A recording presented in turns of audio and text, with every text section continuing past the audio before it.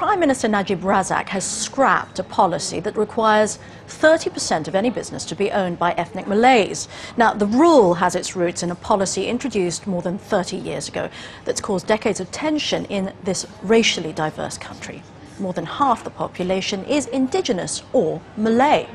Just under a quarter are ethnic Chinese, and Indians make up around 7%.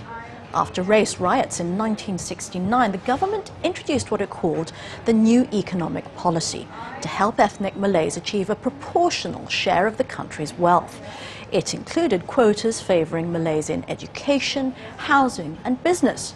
Well, the NEP was officially abandoned in 1990, but its legacy remains, as Wayne Hay reports. She's fuelling up for a long day ahead. Monday to Friday, Hu Shin Hong gets out of bed at 4:30 in the morning for the start of a 10-hour slog. The 10-year-old lives in the southern Malaysian city of Johor Bahru, but her parents have chosen to send her to school in neighbouring Singapore. Study Singapore have a better chance, to go to university in worldwide. And I found that here the English is quite, even though they are graduate from Malaysia, but their English still, quite poor. Hu is Chinese Malaysian, as are most of the other sleepy students on this and many other buses crossing the border.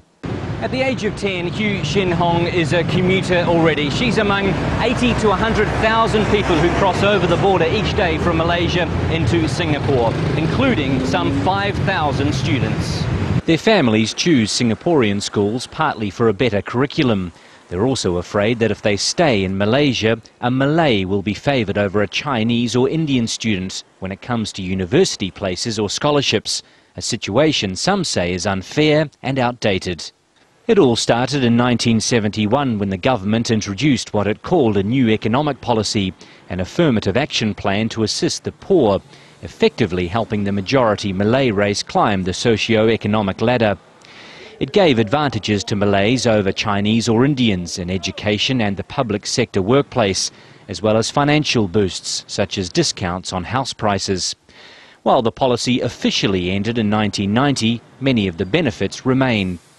Its critics say it's a racist quota system, but the government says the new One Malaysia concept will stress that race shouldn't be a factor when it comes to helping those in need. If you're poor, if you are in hardship, we ought to assist. That's the message, which means it annihilates former concepts, former prejudices. I think that's fair. What do you say, though, to the members of the Chinese and particularly the Indian communities who say they've been left behind by the various governments over the years? Who are the richest in the country? They have got the benefit. And I can tell you the list is very long, and very few are from the Malay community. Who owns the best media house in Malaysia? It's not the Malay. But these things ought to be seen in the proper perspective. And the rich, the poor, they will always be there. But it is a matter of how we approach them. Tan Teng Bo is one of those successful Chinese businessmen. He says the hidden impact of policies like the NEP has been a steady social erosion. Tan says students who head overseas to university more often than not don't come back, leading to a brain drain of some of Malaysia's brightest young people.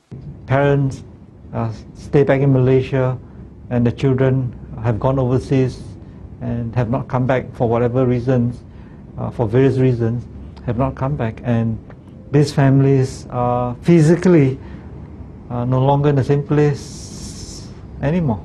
The new Prime Minister, Najib Abdul Razak, says he wants Malaysians to start thinking as one nation. Many in the minority group say that can't happen until all races are treated equally. Wayne Hay, Al Jazeera, Kuala Lumpur.